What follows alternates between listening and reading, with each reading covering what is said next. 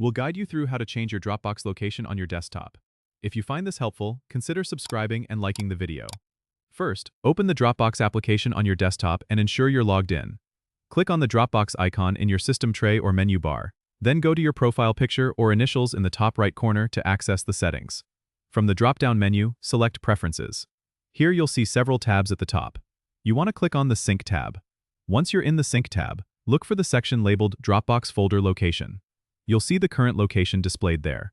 Click on the Move button next to it. A window will pop up, allowing you to navigate to the new location where you want to store your Dropbox folder. Browse through your directories and select the desired location.